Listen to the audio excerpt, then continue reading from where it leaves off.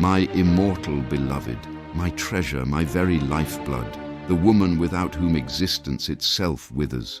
Muses, yes, they danced through my life, composing ephemeral melodies within my soul. Each sparked a creative fire that birthed my grandest symphonies, my most profound sonatas, but only one ignited a love that defied mortality. Fate, it seems, has a cruel sense of humor. My path, though ultimately solitary, crossed with some of the most lovely creatures God ever created. Anthony Brentano, Bettina von Arnim, Julie Guicciardi, and Josephine Brunswick. The mere utterance of their names evokes an odyssey of emotions. Each encounter was a tantalizing taste of a happiness that would forever remain beyond my grasp. Let us begin with Anthony Brentano, a woman of impeccable character, her intellect as sharp as a finely tuned pianoforte. We shared conversations delving into the depths of music and the mysteries of the human heart. Anthony, plagued by illness, often found solace in my music. I would play the piano outside her chambers, offering a moment of respite from her suffering. I recall one instance during a tempestuous improvisation. Her daughter, Maximiliane, startled by my fervor, doused me with a pitcher of water. I dedicated the Diabelli variations to Anthony, a homage to her impact on my life and art. But was it the all-consuming love that demands, "I can only live wholly with you or not at all"?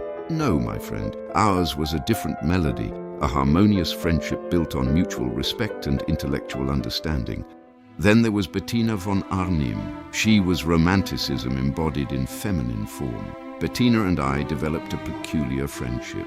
We exchanged letters, debated philosophy and music, sparred with words and ideas. She was obsessed with orchestrating a meeting between myself and Goethe, and she made it happen at least in her imagination. Napoleon, Marx, Schumann, Brahms, all fell under the spell of her vibrant personality. But was she my beloved? Only in the fantastical realm of her fabricated letters. Bettina was many things, a friend, a confidant, a thorn in my side, but she was not the woman who held my heart captive. My immortal beloved was another. There was also sweet Giulietta, a vision of youthful beauty, her spirit as bright and effervescent as a springtime melody. I became her piano tutor, sharing my knowledge and love for the instrument with this enchanting girl. And yes, a tender affection blossomed between us, a delicate flower in the harsh landscape of societal constraints. For her, I dedicated the Moonlight Sonata. But alas, our love was a forbidden melody, a song destined to remain unfinished. She, a countess bound by the dictates of her noble lineage, I, a commoner, unworthy in the eyes of her family and society's rigid conventions. She married Count Gallenberg, a composer of, shall we say, limited abilities. Years later, she sought a reunion, but it was too late. My heart, though wounded, now belonged to another, the woman who would forever remain my immortal beloved. Josephine, the angel who set my soul ablaze with a passion that defied reason and convention.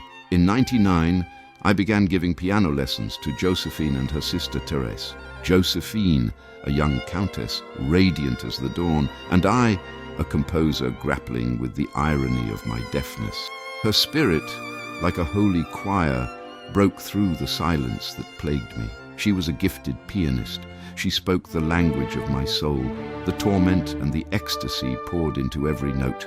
For her, I composed An die Hoffnung, a song filled with my yearning, my desperate hope for a pure love. But society, those architects of convention, built walls between us.